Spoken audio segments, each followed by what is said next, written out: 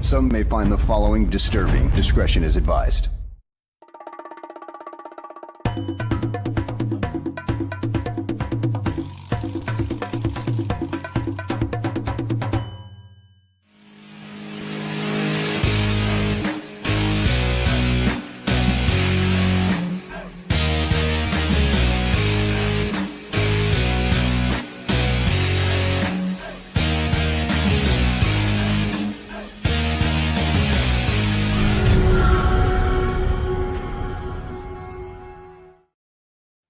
Welcome, everyone, to a fresh episode of GTF, Gabriel Talks Football. My name is Aldo Gandia. A quick announcement before I bring Greg in. Our programming next week is going to be a little lighter than normal because of, there's so much time in between the next game. But the best way to stay on top of what we're doing is to subscribe to the Barroom Network on our YouTube channel. And if you are listening on audio podcasts, make sure your subscription to the Barroom Network is up to date, and you will get all of our programming live that's recorded for your pleasure. Let me bring Greg in now. Greg, Gabriel, where are you? There you are. How are you, my friend? Here. Good morning. How about that win yesterday? It was boring as hell, but I'll take it. No, I wouldn't call it boring. I'd call it an old-fashioned football game. Mm-hmm. That's fair. Kind of a, physical game, a lot of running, two young quarterbacks. And I got to say this. Young was the first overall pick in the draft. Mm-hmm. Tyson Bagent was an undrafted free agent from a Division II school. Yeah. That they played to a stand-up. Yeah. You can't tell me that Young outplayed him even by this much. Mm-hmm. I mean, look at the numbers. Young, 21 to 38, 185 yards, sacked 3 times, 0 touchdowns. Tyson Bagent, 20 to 33, 162 yards, no sacks. Amazing. That defense played really well. Now that's an offense that was struggling last week against the Colts. Young threw 3 interceptions, 2 for pick sixes. But the week prior, there was a showdown between C.J. Stroud and Bryce Young. And Bryce Young won the showdown. Yeah, exactly. So any given Sunday or Thursday night or Saturday night, whenever they play the games, anything can happen.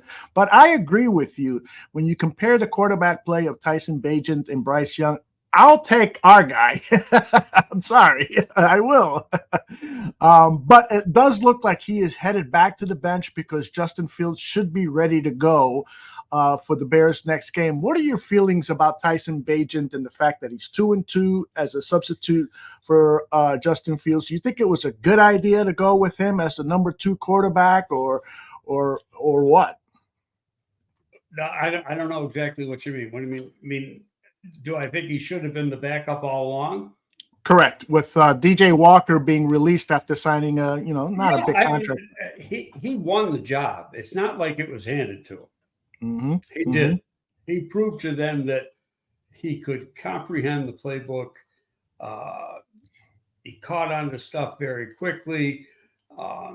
He was poised, obviously inexperienced, but just, showed his mannerisms throughout training camp. And really they left the Bears no choice.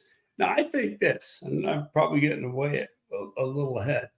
And we've talked about this before, but Justin deserves, he lost a job because of injury, deserves to play next week if he's in fact available to play next week. That's not a lock. Right. And but if he comes out, let's say he is, like we saw the first 2 games this year, or the first 3 games this year. Mm-hmm. What are you going to do then? You're going to stay there, or you're going to go, wait a minute. I think we've seen enough. Well, that's the $64 million question. With inflation, I think it's up to $64 million now. It's if Justin continues to have some of the problems that he has displayed early in the year, if those return, then the Bears have a huge decision to make. I would think, and I'm still of the opinion that they have to get Justin right, whether it's for trade value or whether it's because they are committed to him to being the number one quarterback. They have got to right this ship with Justin Fields. It does them no good for Justin to come out and play poorly and then put him back on the bench, in my opinion. That, while for trade value, it does them no good. Right. Because that diminishes trade value, but somebody's going to see something in him. Mm-hmm. What did Dallas give up for Trey Lance? A third? Third rounder, right? Okay. And what Trey Lance do besides nothing? More nothing. So there would be value, but the problem they got is, and we're not going to really know the answer to this until December. Mm-hmm. Where are these two first round picks going to be? Mm-hmm. If they're not 1 and 2, it makes no difference because both quarterbacks will be gone 1 and 2. Right. So it's, if you don't have 1 or 2 locked up, then you're going with what you got. And what I would think they would do then is pick up Justin's 5th-year option. Mm-hmm. Okay. And but if they have 1 or 2 and have that choice, then it's, well, we might move on from him and then let Bagent battle out the next second coming. Mm-hmm. Yeah, people are wondering why we're talking about the trade value of Justin Fields. It's because if you're running a football team, you've got to look at all the possibilities, even the ridiculous ones, if you consider that ridiculous. You're have always, that's part of everyday conversation, mm-hmm. the what ifs. You constantly have to be looking ahead, looking forward, making sure that everybody's on the same page. And because you don't want to be hit with a surprise. Right. If you would have known what we know now, that C.J. Stroud looks like he's going to be a really good number 1 quarterback, would you have traded Justin last year and acquired C.J. Stroud? I think a lot of people would say yes to that. What do you think in this hypothetical that I'm presenting to you? It's really too hard to answer. A lot of people I respect around the league had Stroud 3rd or 4th in the quarterback rankings. Yeah. And go back to the year, when the Bears took Trubisky and Patrick Mahomes was like the 3rd quarterback taken. Mm-hmm. Okay. Who's the best one? Patrick Mahomes. And now you're seeing things. Let's talk about Caleb Williams for a second. USC isn't winning. USC's got no defense. You might as well have nobody out there because the other team scores every time they play. So, but he's got to do a lot on his own because his offensive line sucks too. And so they're saying, oh, it's street football. You can't do that. Well, let me tell you something. Go back and watch Texas Tech when Patrick Mahomes was there. Because that's what you saw. And Patrick Mahomes was, you couldn't define what he was going to be. You saw the top talent, but you just weren't sure that he was going to become the player he was because he didn't win. I think he had 1 winning season in his college career. Mm-hmm. Didn't go to a bowl game. So so what people do is they nitpick too much when it comes into a kid's draft year, and they try to overanalyze, and it's all about talent.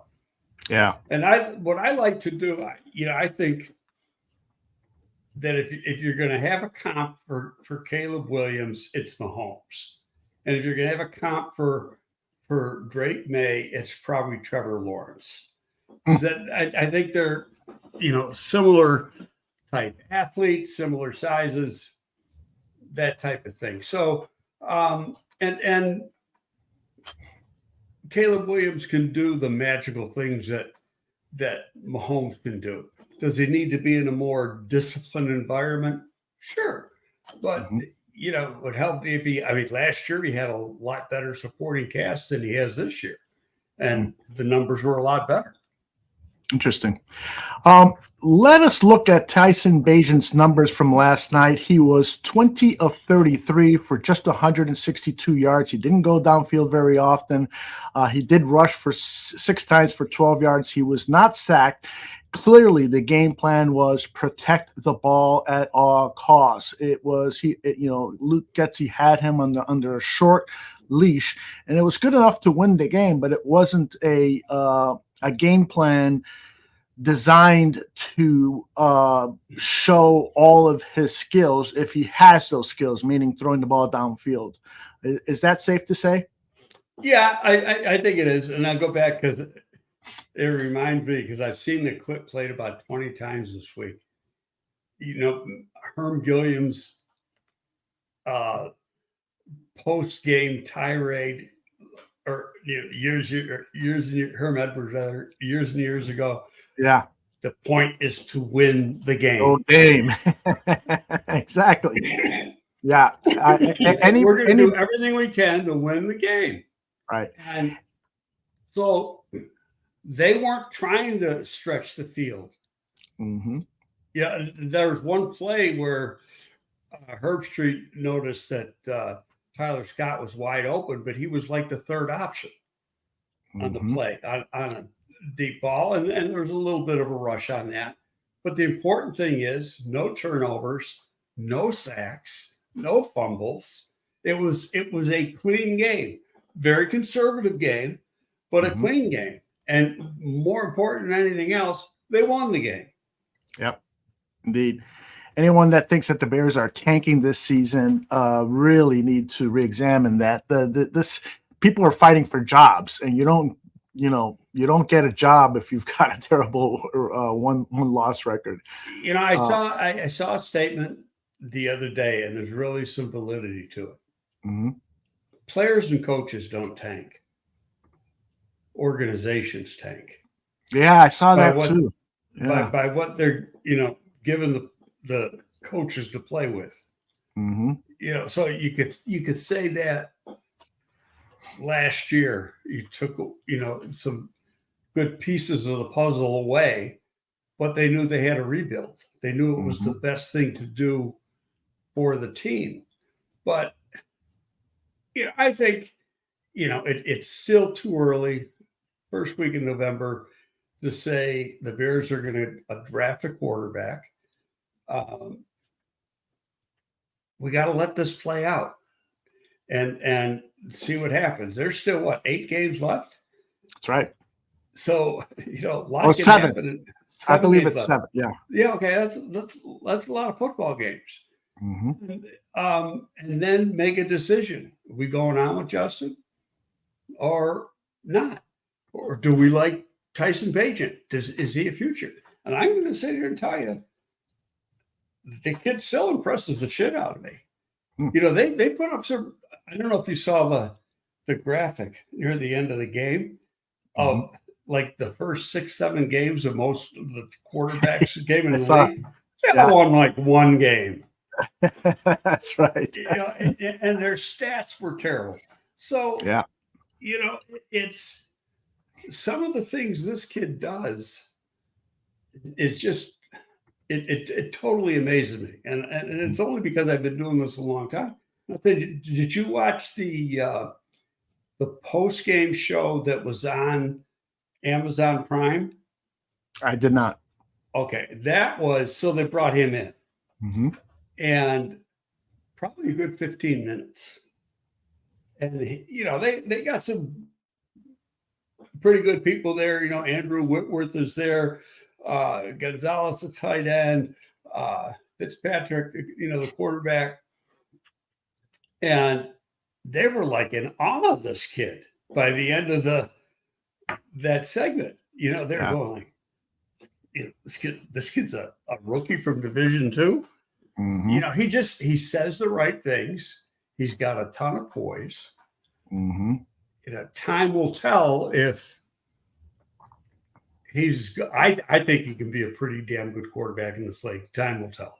Yeah, I think some of the people in the chat room are confusing what you are saying. It's not like Walter, for instance, says, I guess you're easily impressed, Greg. Kid has been good, but not that good.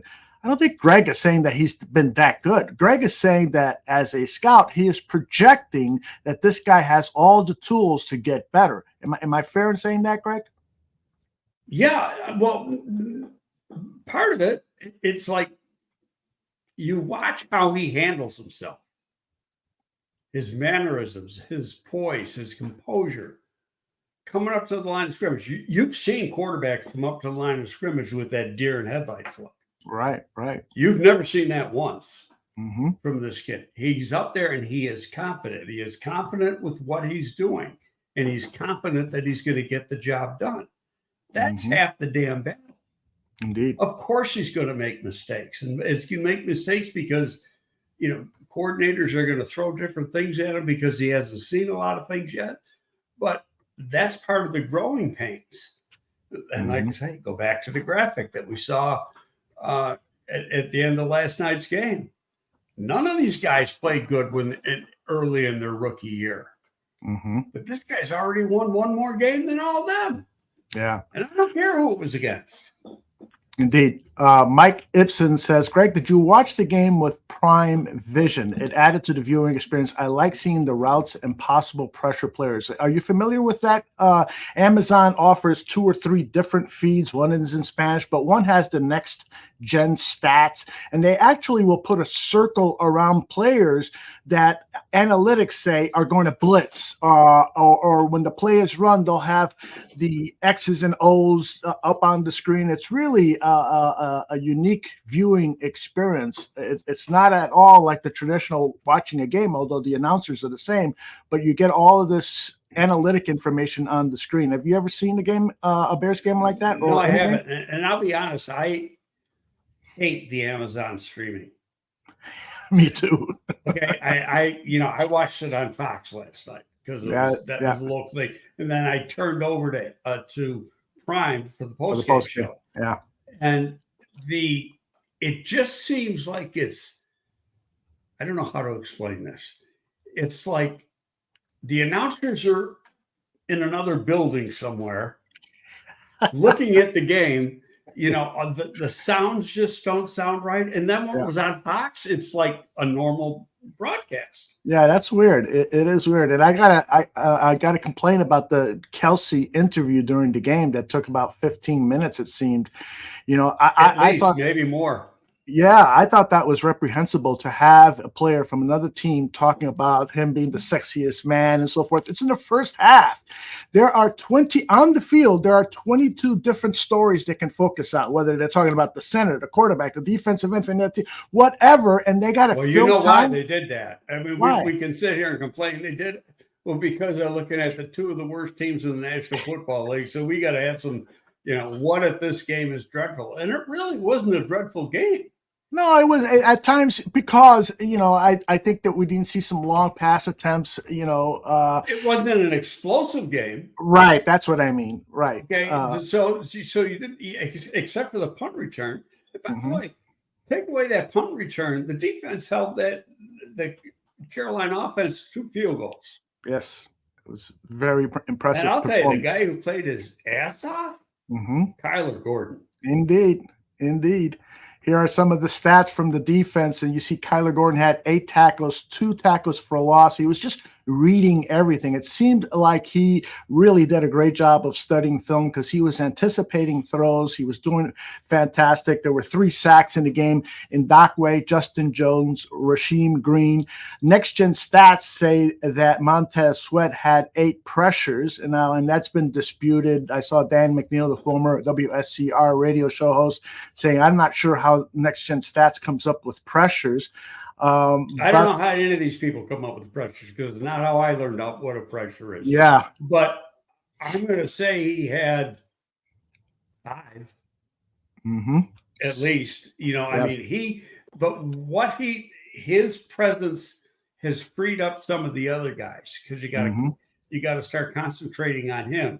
And the 2 games he's been here, the pass rush has been better. And the guy who has really picked up his game over the last 3 weeks is Jones. Mm-hmm. And I tell you, I don't know if you caught it, but they had a couple looks on defense where they moved Sweat into defensive tackle and Dexter defensive end. Mm-hmm. Yep. Indeed, I did catch that. By the way, Coach T reminds us that it is Veterans Day this weekend or Saturday, to be sure, but the celebration is a week long. And to everyone that has served in the military, thank you very much for the sacrifice you and your families have done. Let's see. I got one other thing on offense before we really delve into the defense. I've got D'Onta Foreman I guess I shouldn't be surprised by his performance, but this rushing attack by the Chicago Bears seems to play well, whoever is rushing the ball. I mean, Khalil Herbert is averaging over 5 yards per carry. And so when he gets back, he probably will assume the majority of the carries just based on that statistic alone. But there is something about watching Foreman run the ball with such aggression and such power. Well, how do you compare Herbert and D'Onta Foreman? Oh, they're totally different. Mm-hmm. Foreman's a big power guy. And where Herbert's strong, but he's not going to move the pile like Foreman is. Yeah. You know, I think if you watch how they've been giving out carries over the last couple of weeks since Herbert's been out, they kind of go with a hot hand. Mm-hmm. So, you know, Roschon has not gotten as many touches as he was getting early in the year. Mm-hmm. And of course, he's coming off a concussion, but this guy has performed. The other thing is this guy's performed. This is the third year in a row now he's performed. Yeah, yeah. You know, they put him in the background and he can't play until he has to play. And then you find out, what the fuck? We got a hell of a player here. Mm-hmm. You know, so he's a good, is he a home run hitter? No, not really. I mean, if you looked at his time speed at the combine, but nobody runs it. They don't run that fast anymore. Right. You know, he was like a 4.46 guy. Mm-hmm. Caesar says that he heard Foreman got hurt. Yeah, he went into the tent for a while, but he did come back and finish the game. So whatever injury he may have faced, and I'm sure we'll learn more today during Eberflus's press conference, although he's not going to really provide much details, but we should get a little bit more information on that injury that he had during the game. Yeah, and I'll tell you what he'll say right now. We'll know next Wednesday. Exactly. I'll tell you what, he did a good job finally of the reporters were pressing him about Justin Fields, and he finally stopped the conversation. That's all I have to say. And no more questions were asked after that, because he keeps digging a hole for himself in these press conferences because he is so polite and tries to answer every question when he really just needs to say, that's it. I got nothing else. Let's move on. We've been saying it for weeks that he just needs to shut him up and say, I gave you the answer. If you don't like it, tough. Right. These are not your friends. These are reporters. They're adversarial. They want to get dirt. They want to get the big story. They want to get headlines. They're not your friends, Coach. One other player, a couple other players I want to talk about in the offense.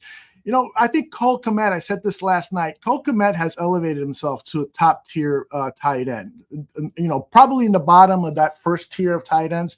He had 5 catches on 7 targets, 45 yards. He could be more prolific pass catcher if he was more involved in the offense. But as you have said repeatedly, this guy is an inline tight end. He's a blocker first and a receiver second, but it seems like his responsibilities have increased over time. Well, he's a hell of a receiver. He was in college. Yeah. You know, it was utilizing him, getting him the ball. And Justin was getting confidence in him. Tyson has confidence in him. And so he's looking for him. And, you know, he's doing what I always thought he would do. You know, so now he's on pace. He had, 60 catches as 2 years ago, then 50 the next year. He's on pace to have a a career year as far as number of catches. And, you get him in the open field and he's running, don't try to tackle him because he'll kill you. Yeah. I love the way he runs with the football.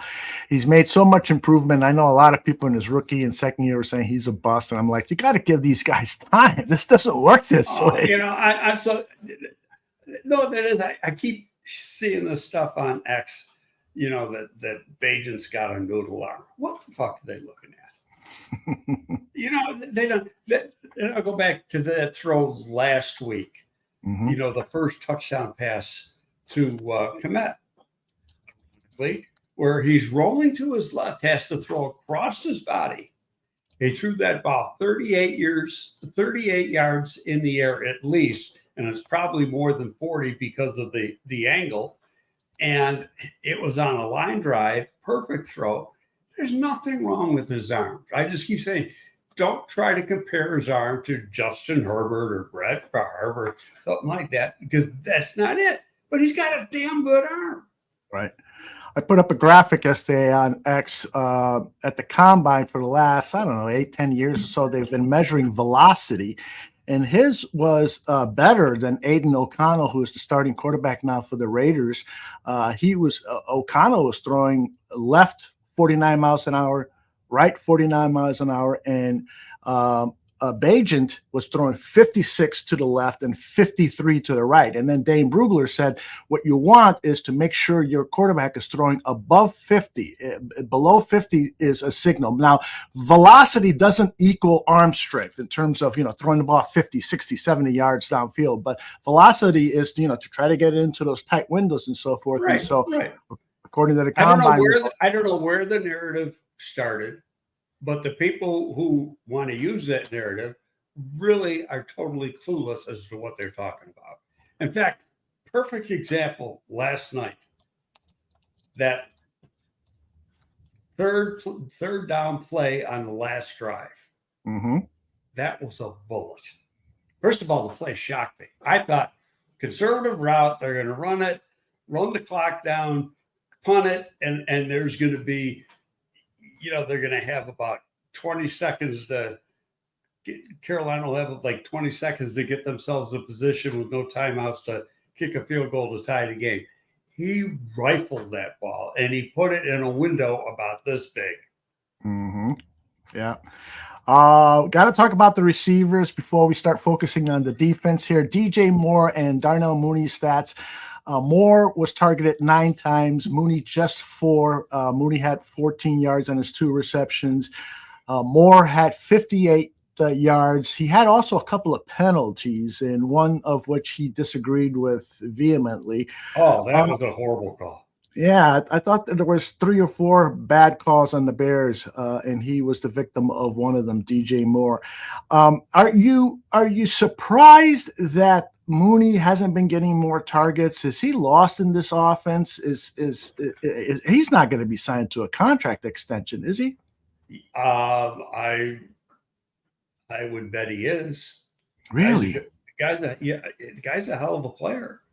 You got to go on a talent, and who are you going to replace him with? Well, this rookie kid looked really good yesterday. Tyler Scott. Yeah, Tyler Scott ain't Darnell Mooney. Yeah. You notice when Tyler Scott catches the ball, he catches it in here. Okay. Mooney catches it way out here.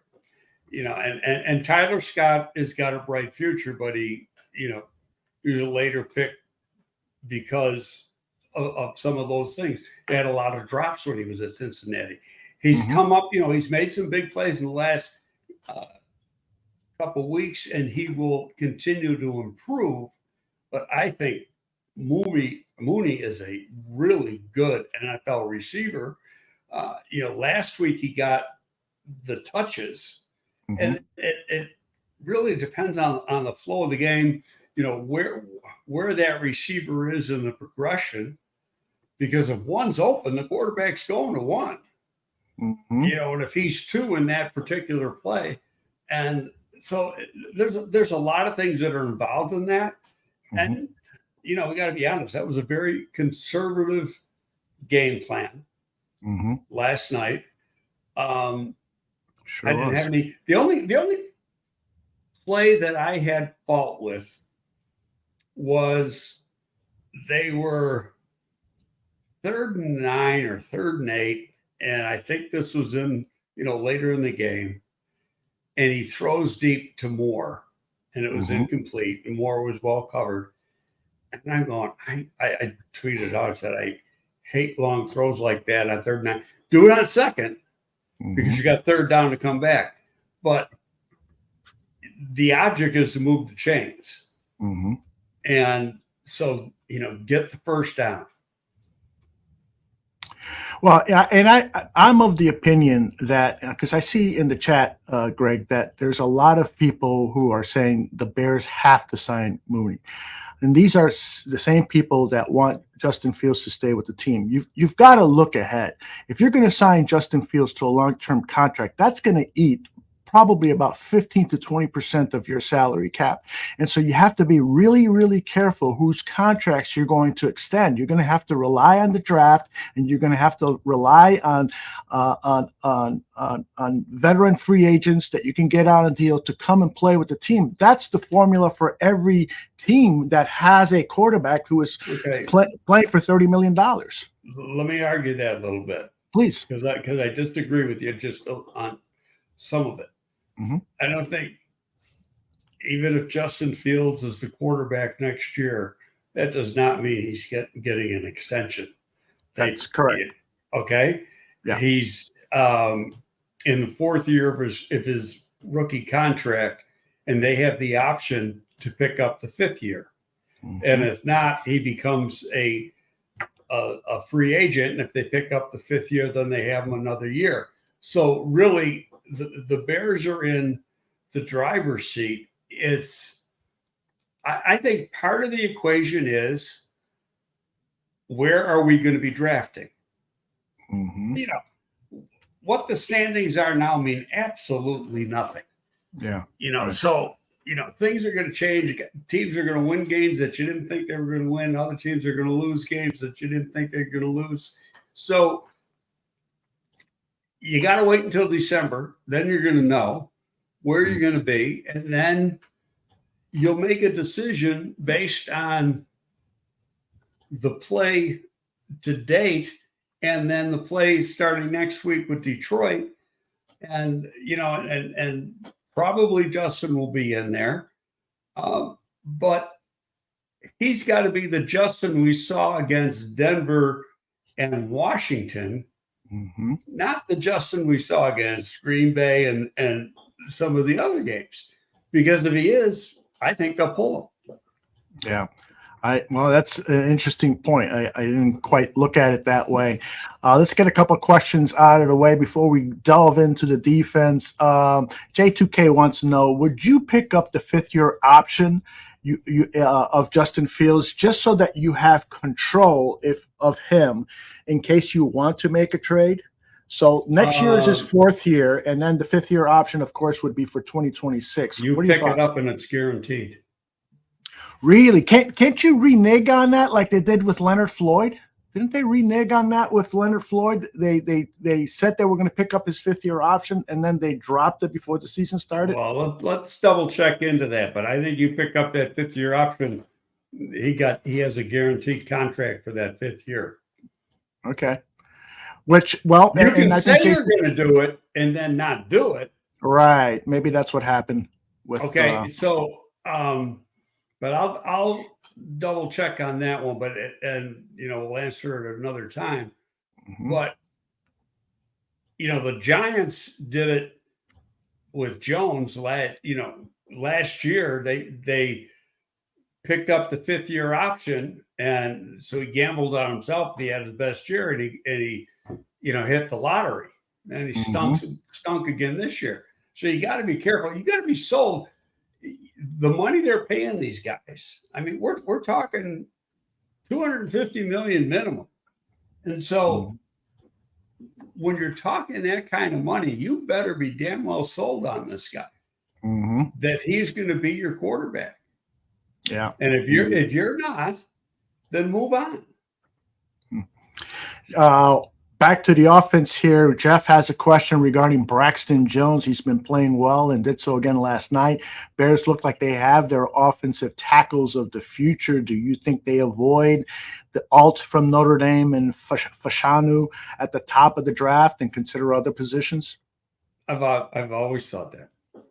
Yeah. You know, that to me, that was a given. I think, you know, Braxton, a little bit rusty. He played 3/4 of the snaps or 2/3 of the snaps last week. He played every snap last night. He's a good player, and he's only going to get better. It's the second year in the NFL, and yeah, comparing him to other tackles that come from the Power 5 schools, it's like comparing Tyson Bagent to the quarterbacks. You know, he was this much above Division II playing at Southern Utah. I mean, you know, terrible type program. Didn't have the coaching and the people around him to help him develop the way he did. He got a lot stronger. You notice you don't see the problem with the bull rush anymore. Yeah, right. You know, and the guy who had trouble yesterday, of course, he was going against one of the top 2 or 3 best defensive tackles in the game. Was Tevin Jenkins. Was Tevin. Yeah. But that, you know, that guy's the best guy he'll face all year. Yes. Yeah, and Tevin has admitted that, you know, his pass blocking he needs to improve on, and that was evident yesterday as he was getting manhandled probably on a half dozen plays or so. But his run blocking is probably among the best in the entire NFL. But it was interesting to see Tevin struggle a little bit, particularly after a week where he was getting so many accommodations and interviews and so forth. I like his attitude, you know, and we talked a little bit last week about moving Tevin back to a left guard position. He really seems to like that right guard position and playing next to Darnell Wright. Would you hesitate at all to move him back to left guard, given that the player himself, you really have 2 players who want to play right guard. Nate Davis, that's his home. That's where he's played the majority of his NFL career. And you got a young guy, Tevin Jenkins, who wouldn't mind staying at that right guard position. How do you handle that? Well, and they paid him to play right guard. Right guard. Yes. Okay. Yes. I mean, not an over-exorbitant amount of money, but for you and me, an over-exorbitant amount of money. Yeah. I'm guessing, but I'm going to say Tevin's going to go back to the left side. And Tevin was playing really good on the left side. Yes, he was. And he was asked that at the press conference. He says, I'm ready to play both. So it's not like he's going to, you know, become a malcontent. All right, now we'll talk about the defense. I know Nicholas and a bunch of other people in the chat room are saying, you guys are talking all offense. Well, it was the defense that won the game yesterday. I think we all agree the defense really did. They played well. They played very, very well.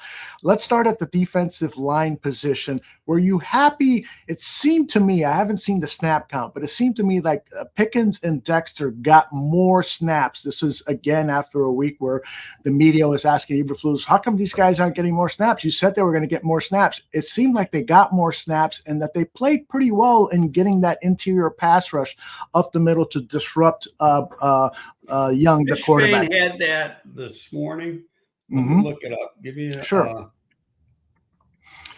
Jeff says Dexter is starting to come along, and he also adds Sweat making a big impact already. Absolutely, Jeff Willis. By the way, Jeff Willis and Tim Willis tonight at 6 p.m. Central on the Twin Towers podcast, talking Chicago Bears, talking a little Notre Dame, I think, and just talking stuff. So join us 6 p.m. Central, and then right after that, the weekend sports betting tips. Defensive snap counts along the defensive line. Ngakoue 48 snaps, 80%.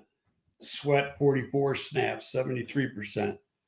Jones 41 snaps, 68%. Dexter 29, so he was up quite a bit from the week before. Billings 25 snaps. Rashawn Green 14 and Pickens 12.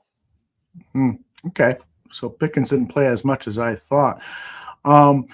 Overall, the defensive line play, probably their best game of the season. I noted earlier that they had 3 sacks. They were in, Bryce Young was throwing some really ugly balls at times, some knuckleballs, flutter balls, and it was clear that the pressure was in his head. No, they were getting a lot of interior push.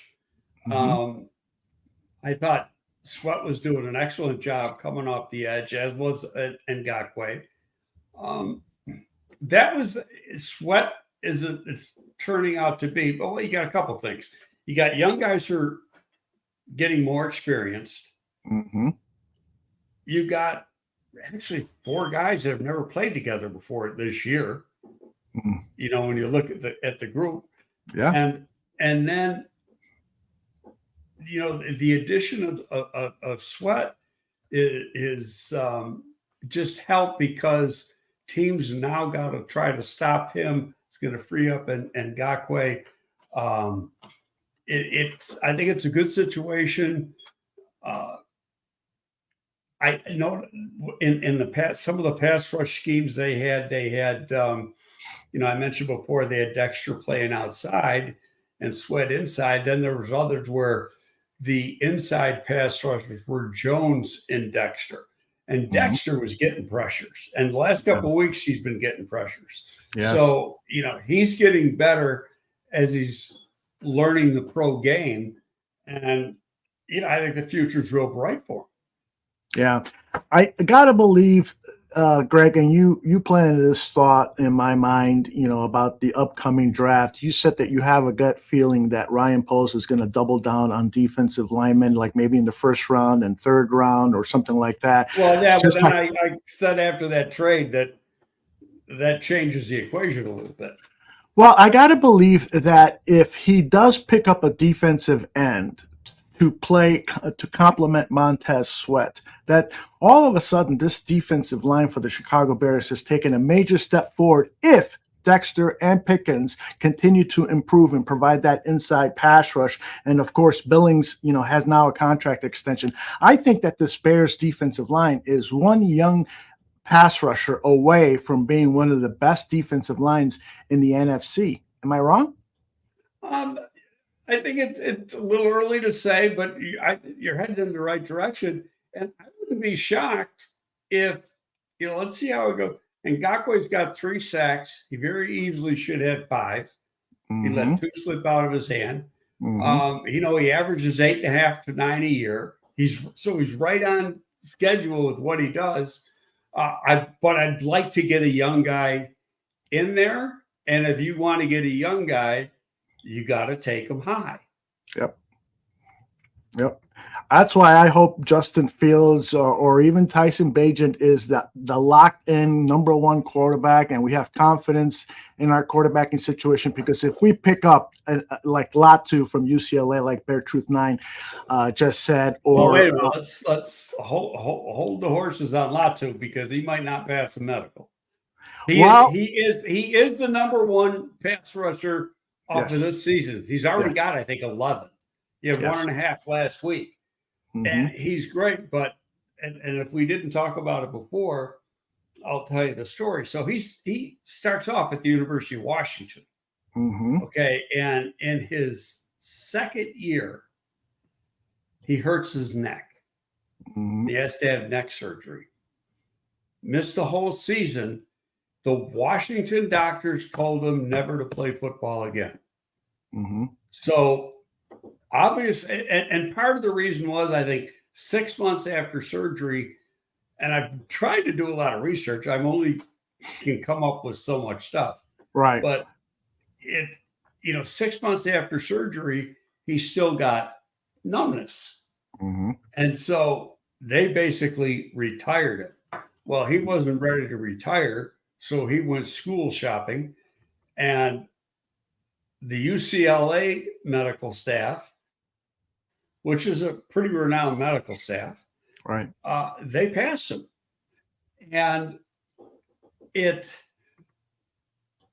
the most important thing, or one of the most important talking points of the combine in late February is going to be, what's this guy's MRI going to look like? Because he's a potential top 5 pick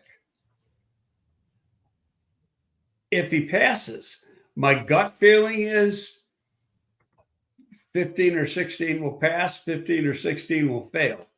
And, I know with some teams, they look at play history and they go, he's played 2 years without an incident. So what's the problem here? And others will look at, but it could happen. And it's really how they're going to look at it. It could also drop them down a little bit. I talked to one guy yesterday, and he said that even the UCLA doctors think that there are going to be a lot of teams that are going to pass him. But, Ooh, wow. when he wears the special brace around his neck, but he's talented as hell, and he plays balls out. He's a good football player. What would you say that right now he's head and shoulders above all the other young pass rushers coming into the draft, like a Dallas Turner? I think he and Turner are 1 and 2. 1 and 2. Okay. Chop Robinson over at Penn State. Chop Robinson got dinged up, hasn't played the last 3 games. Okay, I didn't know that. I might have Chop Robinson as 3 versus slid down a little bit. It's not that he isn't talented. He's not getting the production. And of course, you're getting doubled every freaking play. And you can't blame him for that. But he's a good player. I put it this way. You get him later in the first round, I'm not going to complain about it. But because he'll be good as a pro. He's got the traits needed. But if you just go off of the recent play, all these guys seem to start off a little bit slow this year, except Letu, and they've really picked up. There's a guy who was one of my favorites coming into the season was Price from Washington, and he's been. And Dane Brugler still has him in his top 50, but his production. He was like 10 sacks last year, 9.5. And you'd think that he was going to have double digits this year. And his production's been like 2. Interesting. Okay. Jeff wants to talk a little bit more offense. He's asking, is there a center in the draft that you see as a first round quality player, even if it's late first round? Yeah, I don't see that either. I would never take a center in the first round. We talked about it, I think, earlier in the week. What I do, and there's a lot of centers in this league that weren't centers in college. And Cody Whitehair was a perfect example. He was a left tackle. If it's me and I want to get my 5 best guys out there, I'm working Carter in at center during the offseason to see if he can do it. Because he's a freaking bulldozer now. Yeah. He really is. That would be an interesting exercise. And then Kramer is no longer with the team, right? He was picked up off of the practice squad? Yeah, he was poached. Okay. Last week. So he won't be back. Do you mind? I'm not sure I should ask you this question, but I'm going to ask you, and then you can yell at me after the show. Let me phrase it this way. What was the Bears' philosophy at the center position going into the NFL draft? I don't have I do have the answer. Okay, I thought so. The day they made the signing of Nate Davis, it was move Cody to center. Right. And then have Patrick still let them compete with Patrick and made the best man win and put Tevin at left guard. Right. And they thought that was going to be the best for the interior. And it basically that, right now you got Nate out. So you're still not playing. I don't think they played a game with the line they really wanted to have. You're right. You're right. I'm going to go back. I know there's a lot of people in this town that like to whip on Patrick. He ain't played all that bad. No, he gets better and better, and he's fighting injuries too. He's not 100% healthy. So I'm not saying he's gonna, he's not a Pro Bowler. You can win with him. You you got to get somebody who's capable of being better. sure. And the way we used to grade players when I was there, it's that you'd give a guy a certain grade and say, and he'd have that grade because it's a guy you're always looking to replace. Mm-hmm. Okay, so he's smart. Part of that job is you got to make all the line calls. You're the conductor. You're directing the orchestra of the offensive line, and so you've got to be a really smart, astute guy to do that position. So that part's key.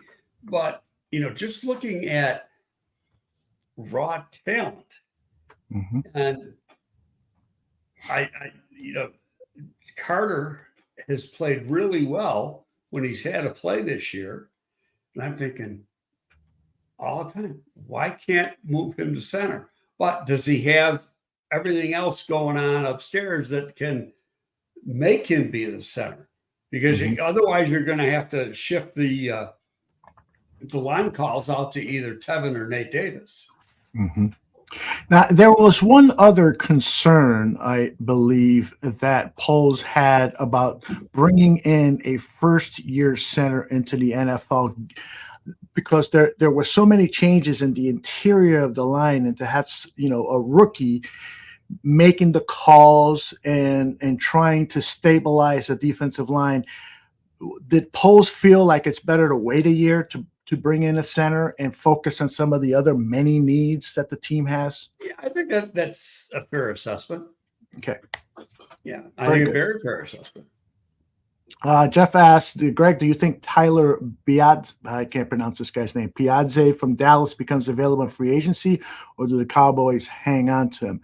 I know Tyler is what is it? I don't watch Dallas, but that's way too early to tell. I mean, if you look at history and I don't know anything about this guy, if Poles is going to go after somebody in free agency, he's going to be in that 26, 27-year-old age, not 29, 30, 31.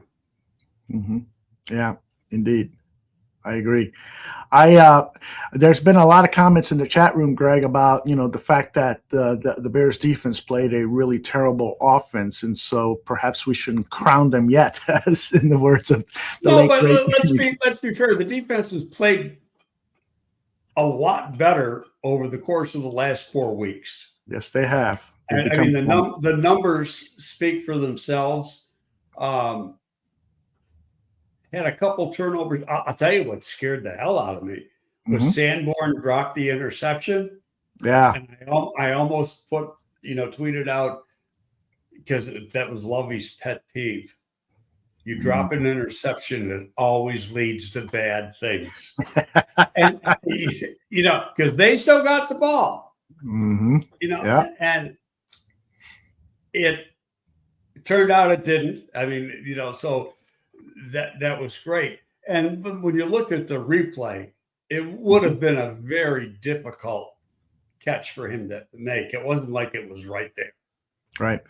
Nicholas says we finally get pressure against the worst team in the league. That's no coincidence. You're absolutely right, Nicholas. This offensive line for the Panthers was ranked among the worst in the National Football League. And Austin Corbett's return from a long-time injury, a hamstring injury at left guard, he returned a couple of weeks ago. They thought that there was going to be improvement, but no, this offensive line is playing terribly, and that's what the Chicago Bears have to do. They have to take advantage of teams that are performing poorly. You target the areas.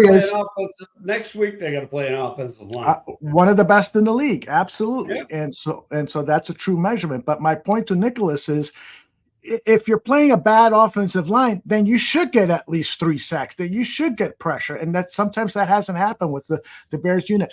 Greg, what do you think is the main difference between Eberflus calling the plays on defense and designing the game plan versus the last guy that was there, Alan Williams? Well, the game plan, I think he's always had a big say in. but not the play-to-play call. I think as he's getting more in tune with calling the plays, he's becoming a little bit more aggressive. I wish he'd be even more aggressive, but that's not his style. I mean, there's some coaches that want to just pressure, and there's other defensive coaches that will give up some stuff, but the bend don't break type thing. And just the important thing is don't give up scores, or if you got to give up scores, give up field goals. Yeah. Well, and I think, a testament to the improvement of the defense is what happened last week in New Orleans. 5 turnovers, and yet the Bears are within 7 points, have a chance to win that game. That's because the defense stopped the Saints with after turnovers, 3 of them in the second half. They played really, really well. This defense is ascending. I don't care who they're playing. I'm sure they're going to get a great test against the Detroit Lions, and maybe they'll, dip down a little bit. But overall, when you take a macro look at things, I think this defense is really playing well. Is that game here or in Detroit? Let's see. I can tell you immediately because I just happen to have the schedule in front of me. It is in Detroit. Okay. Week 11, Detroit, November 19th. And it's the first of 2 road games. It's a noon game. I know that. Right. And then they follow up on Monday Night Football versus the Vikings. And that will be interesting because we'll see if Josh Dobbs is still a red-hot quarterback or if that was a one-week wonder. And then after the bye, they're back at home against the Lions. These last 1, 2, 3, 4, 5, 6 games, they can win 3 or 4 of those 6 games, in my opinion. Which Cleveland's going to be a tough match. Yeah. Atlanta, they should be able to beat. Arizona, they should be able to beat. You got to give credit to Detroit. Detroit's playing good football right now. Yep. So you got to put L's there. I don't know what to say about Minnesota. That was miraculous what it really was. Dobbs did last week. And you don't have I saw it reminded me of a game when I was with the Giants. And we were playing the Redskins, and I can say Redskins because they were the Redskins then, on Monday Night Football. And Lawrence Taylor sacked Joe Theismann, snapped his leg in half. It was a gruesome injury. Oh, one of the worst. So in comes the backup, and everybody thinks, it's going to be an easy win for the Giants. And this young guy comes off the bench and he beats us. Because you're not prepared for that guy. Yeah, right. I've seen that happen in sports almost all my life. The unexpected. Let's get to a couple more questions here. We've got Dave Sanders says, Justin is our guy. I want to hear Greg say it. He did say it. He said I said he deserves to get the chance, but if he doesn't play good, he's got to play good. And if anybody wants to say that he's been playing good, he had 2 good games this year, and those were pretty darn good games. The rest of the year, not so good. It's been troublesome. And teams have taken away his ability to run because they're spying him. And so but his big thing is he doesn't see the field well. He doesn't. That's why I like Bagent. The guy processes so damn quickly, and he goes through a progression very, very quickly. Indeed. I don't want to beat a dead horse, but I'm telling you, I've been doing this for over 40 years, and that kid's got special to him. He's got some qualities that I really like. Nathan wants to know, does Greg know what Pep Hamilton thinks of Justin Fields? No, matter of me picking up the phone and say, Pep, what do you think? Well, go ahead, pick it up. No, I'm just kidding. But didn't you guys? I think you said in a show once that you did have a short talk with Pep about Justin, and that Pep felt that he can help him. Right. Well, last year, Pep interviewed, when Flus got hired. Right. Pep interviewed for the OC job. Mm-hmm. He knew he was the underdog. Flus came in with the idea that he wanted that Shanahan, McVay, LaFleur offense. Mm-hmm. Okay, so that put Pep in the back seat, and that's what Getsy was. Getsy, was brought up under that offense. Mm-hmm. What I had done for Pep was I gave him thumbnail sketches of all the offensive players, what I thought they could do, what I thought they couldn't do, Mm-hmm. who was going up, who was going down, and this was probably 2 days before his interview. But he called me right after, and he goes, the job's going to Getsy. And I think Pep is got a quality about him that he's not afraid to change things. He's going to play to strengths. Mm-hmm. And the guy can't, we have him in the XFL. We had Cordell, what the hell is it? Cordell Jones or whatever his name was our quarterback, but he was terrible. The Ohio State quarterback. Yeah, was a third or fourth round pick of the Bills. Big arm, big guy, but it ended there. And so then we went to Tyree Jackson, who played at the University of Buffalo, who's a 6'7" kid, athletic as hell, like runs a 4.55, and also got a cannon arm. And we changed our whole offense. And when Tyree went in there, we started winning games. Yeah, interesting. Few more questions here, and then we'll get out of here. Jordan is asking, did Greg ever find out about Pep's relationship with Jim Harbaugh? Did they split amicably?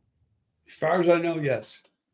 What do you think about this scandal over at Michigan? Is Jim Harbaugh going to be suspended for several games? Do you think the Big Ten is treating Harbaugh fairly? Do you think that Jim Harbaugh cheated? Yes. I know the answer to that. Yes. I love it.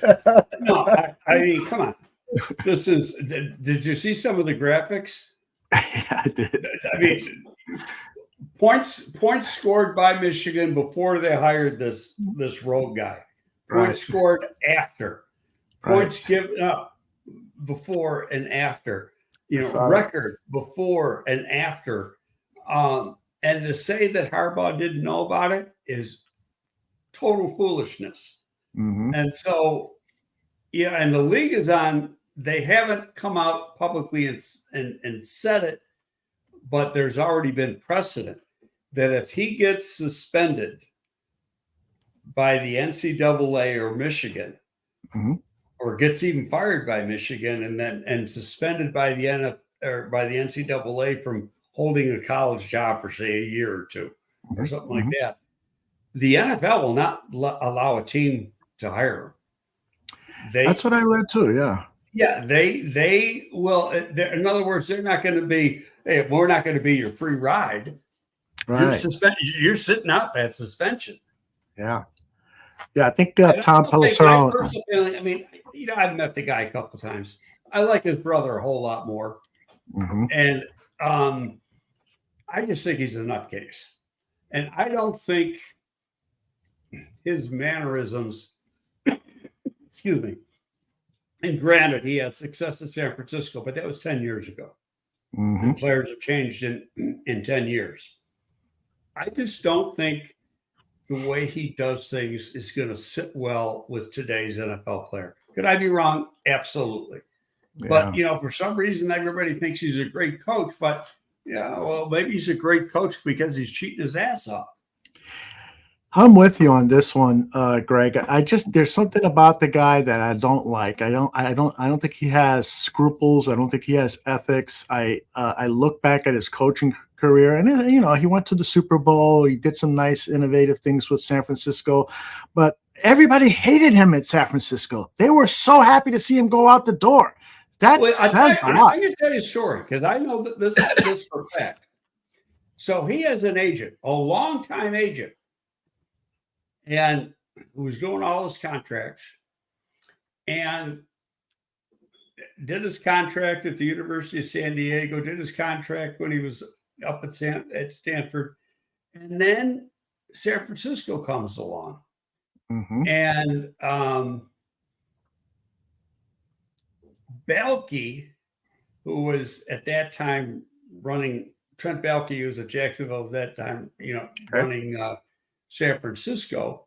He's tight with this other agent, and he tells Jim, "I can get a better deal done with this guy." And Jim just dumped this other guy right on the spot to get the deal done. And to me, that was total horseshit.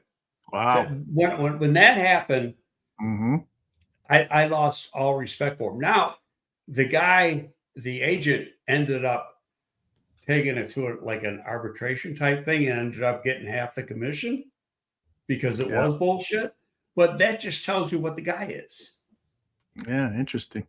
I'll tell you what, this might be one of the best comments in the chat room all day. It comes from Bex. He says, Chicago is a city of crooks and corruption. Sounds like Harbaugh would fit right in.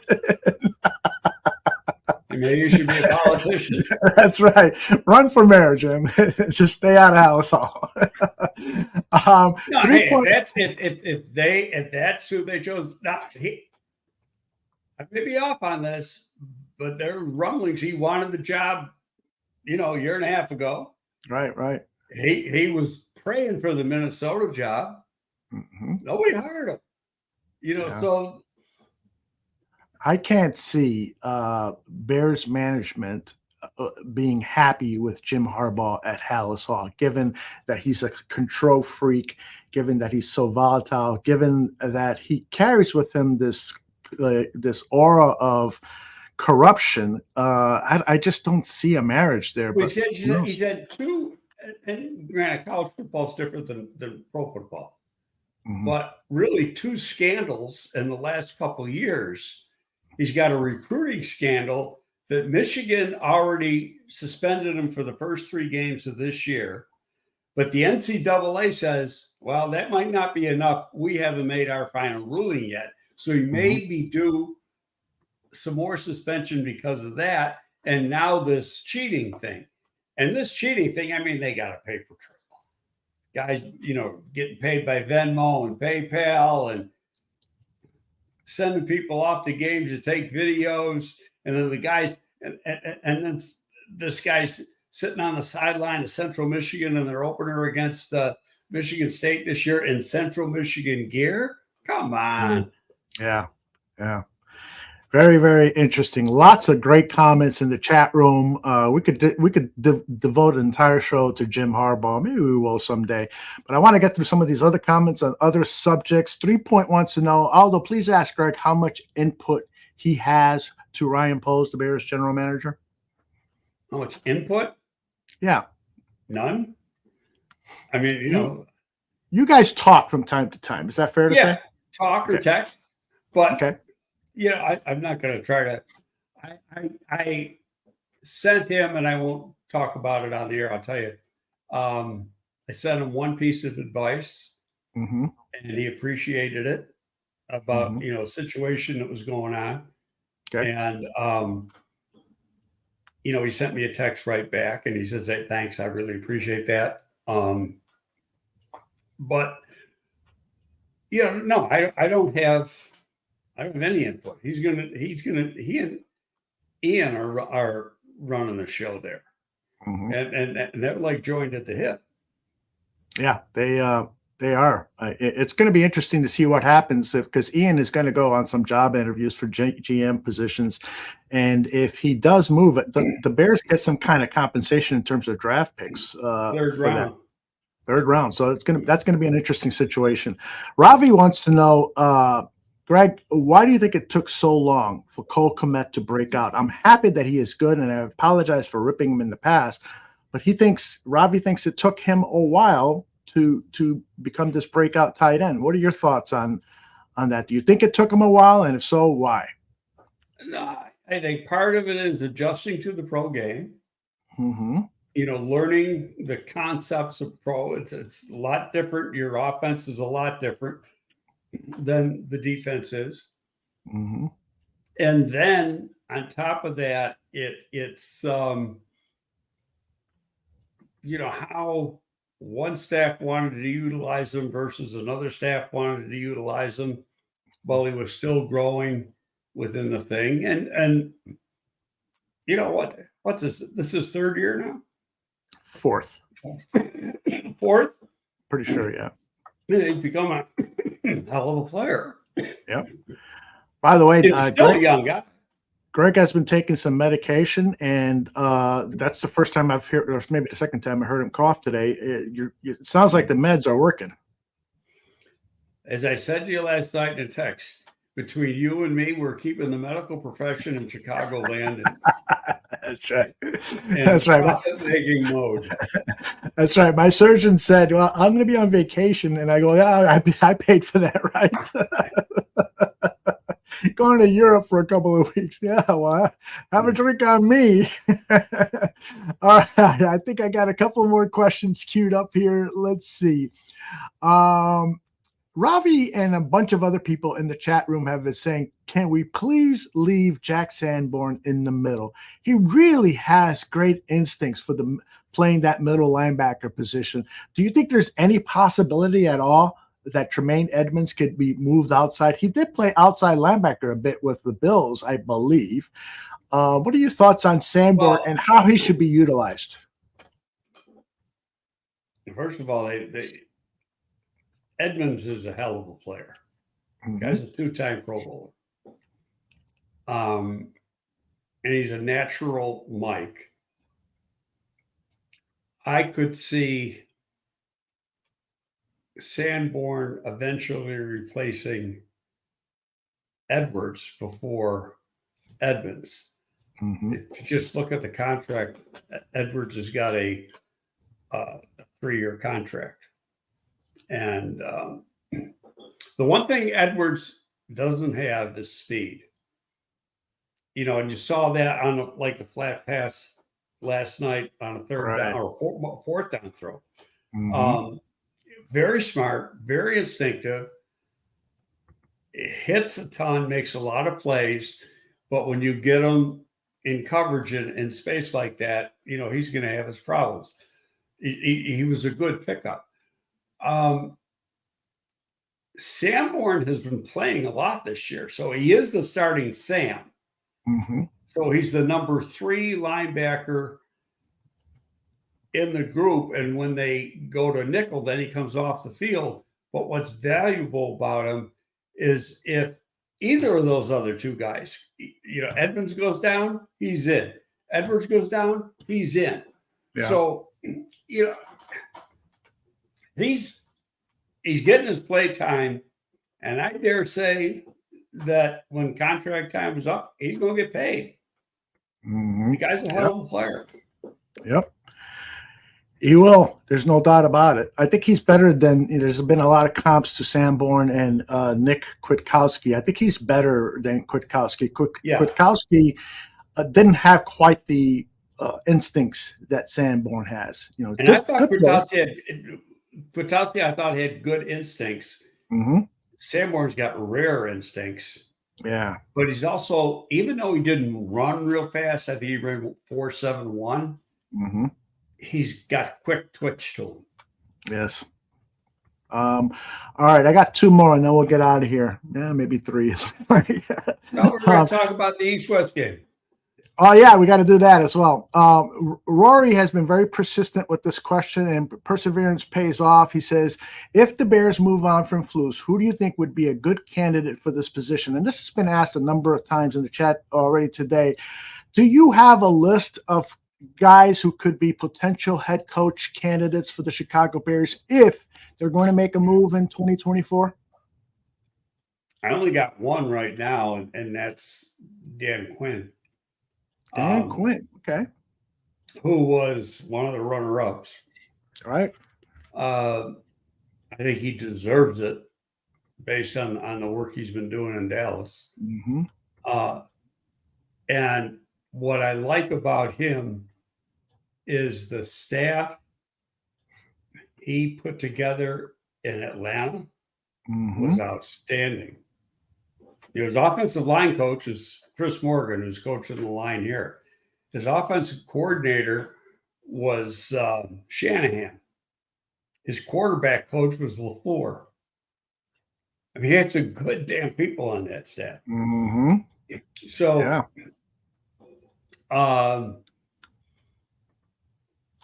mean, that's the name. I haven't even given a thought because my honest opinion is people aren't going to like to hear this. I think, well, unless they lose the rest of the season, I think Flus will be back. But I'm going to put a caveat on that. Okay. You'll be back, but we want changes to certain members of the staff. And that's where because coaches sometimes get very, very loyal to their coaching staff. And you say, I want to replace this guy, replace this guy, replace this guy. And he balks, then he's gone. They're all throwing, darts at the wall right now. Who knows? It's still way too early. I mean, it's Chicago. You start firing people after the first freaking game. I mean, that's the way they do things here. Yeah, it's very true. Rossi didn't even play a game and he got fired. The Cubs. McFact wants to know, with Pep Hamilton's quarterback development background and head coach XFL experience, why doesn't Pep have an NFL head coaching job? He's been on the list. And actually, the main reason he took that XFL job was to be successful as a head coach. Right. So that could be the next step. And, because of the pandemic, it never came about. Now, if you notice, he wasn't out of a job very long.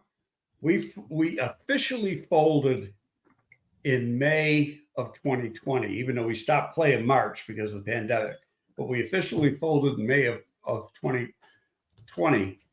And within probably 10 hours, he was the quarterback coach for the Chargers. And he had Justin Herbert his rookie year. I think he did a pretty good job. Yeah, for sure. Okay, then he goes to that staff gets let go, and he goes to Houston with Lovey. And the first year he's the quarterback coach, second year he's the coordinator, and he had nothing to work with. But he's a great communicator. He's a very good motivator. He's very smart, and he knows offensive football. And he's not afraid to do different things, change different things. He started off, his main when he went, now he was the coordinator of the Colts when Andrew Luck came in. And the reason he got that job because he was Andrew Luck's coach at Stanford. So Andrew Luck spent like 6-7 years with Pep. And by the way, that's how he ended up getting into the XFL, because Oliver Luck, Andrew's father, was the commissioner of the XFL. Oh, I didn't know that. Look at that. Yeah.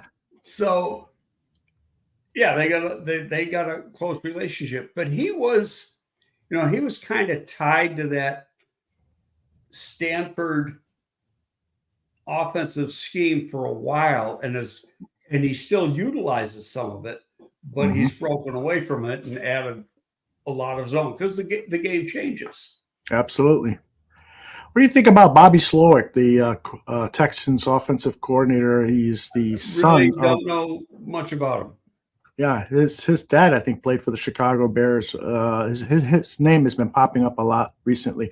All right, there's more and more questions coming. We can go a few more minutes. Well, I gotta go. I got stuff to do, including taking a pain med because my groin is starting to hurt again. But I do want to close the show with us talking a few minutes about the East-West Shrine Bowl game. It was announced, and the Senior Bowl. And Senior Bowl. It was announced that the NFL is allowing these All-Star Bowl games now to use underclassmen. Tell me why that's such a big deal. Well, it's a big deal, but there's a big loophole in it. Okay. And so it's not as easy as it sounds. In other words, I'm on the board for the East-West game. We can't go out and invite Olu Fashanu from Penn State to play in the East-West game right now. Theoretically, and this is what's kind of crazy, and they'll end up changing this, but they won't do it this year. You cannot invite an underclassman to play in your bowl game until they moved up the declaration day for all except the two teams playing in the national championship to January 9th. Now, even if the kid announces December 1st, he's not official until January 9th. Okay. So you can't officially invite him until January 9th. And if he's in the national championship game, then not for another week. Well, I mean, that's kind of absurd. The games are 2 weeks later.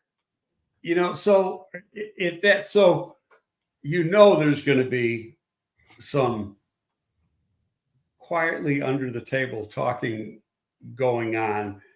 I think it's good for the bowl games. It's good for the kids. The most important thing with the bowl games isn't necessarily what happens in practice, it's the damn interviews. You get to sit down.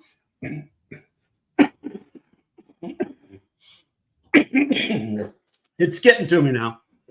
But anyway, you got to spend the majority of your time at the combine interviewing underclassmen because there's so many of them because you couldn't get them at any of the All-Star games. So now that'll help that situation. It helps everybody. It helps the league. It helps the players. But, they don't have it ironed out the way it should be ironed out. The league was way late. The league doesn't like to, you throw an idea at them and they like to sit on it. And then they sit on it too long and they want to be the ones making the decision, not you making the decision. Interesting. But both the Senior Bowl and the East-West have been pushing this for a long time. I mean, how about 10 years at least? Yeah. Jordan makes up a good point. He says this is bad for older players. So if this continues to grow and they iron out some of the problems and underclassmen are going, is it possible guys like Tyson Bagent may not get invitations to an All-Star game? No, I don't think so, because first of all, the real the top guys, they're not going to play anyway. The agent's not going to let them play. You always need quarterbacks at these All-Star games. There's some truth there. Yeah, and the guys. I mean, I said Olu Fashanu. I'd say right now, I mean, this guy's going to be a top 5 pick, right? So his agent's not going to say, you aren't going to the Senior Bowl. You're not going to the East-West. Same with Joe Wall. But you're going to get guys that might be 18 to 32 type guys. Okay. And guys that, the second round's loaded with underclassmen too. You're going to get some of those guys. So the quality of the players is going to go. And as far as what Jordan says, hurt the older kids. Well, they are what they are. Mm-hmm. That one, 3 days of practice in a game doesn't have a big effect on their draft status. Yeah. The only thing, the important thing I said is the interview. Yeah, if they have a good week and you say, oh, he looked better here than he did on tape, you might go back and look at other tape, but you're going to trust what you saw playing in real football. Right. Yeah, there's an interesting article in The Athletic. It's a couple of years old. It was written by, what's her name, Jordan Rodriguez or something like that. She covers the Rams, and she wrote that the pandemic had forced the Rams to do certain changes with their scouting, and that they sort of liked some of these changes. For instance, they said we don't need to send as many people to pro days and to all-star games as we used to before. We've learned that the tape and how we analyze the tape and apply certain metrics and analytics is enough. I don't need to send my entire coaching staff. First of all, they don't have all the big meetings where you bring everybody in. They do it by Zoom. Right. And they still do. And Yes. then they send a couple guys, because you can get a tape of the pro day. Right. Pay $100, you get the tape. And you send a couple guys to make sure you get the right numbers and you can watch it on tape. Yeah, they spend their time evaluating. Mm-hmm. Because you only go to one pro day in a day. Right. Right. We're going to be talking a lot more about this in the coming months. I know with the way the Bears are playing, there's so many questions about the draft and stuff. But there is still a lot of evaluation of our current players. We expect certain players to develop more and more, and so that by the end of the season, we should have a firm idea whether we can count on them for 2024 and beyond, or whether we need to find some replacements. Fair to say, Greg? Yeah, absolutely. All right. With that, I will leave you and just remind everybody, we've got about 200 people watching live on YouTube and another 200 or 300 watching on X. All of you are invited at 6 p.m. Central for the Willis Twin Towers podcast, the Talking Chicago Bears. Hope to see you there. I will be there behind the scenes, and I hope you guys will be active in the chat room. For Greg, and we'll be on next week. We just don't know what day yet. Yeah, probably middle of the week, right? Right. Yeah, excellent. For Greg Gabriel, I'm Aldo Gandia. Take care, everyone. Bye-bye. See you later.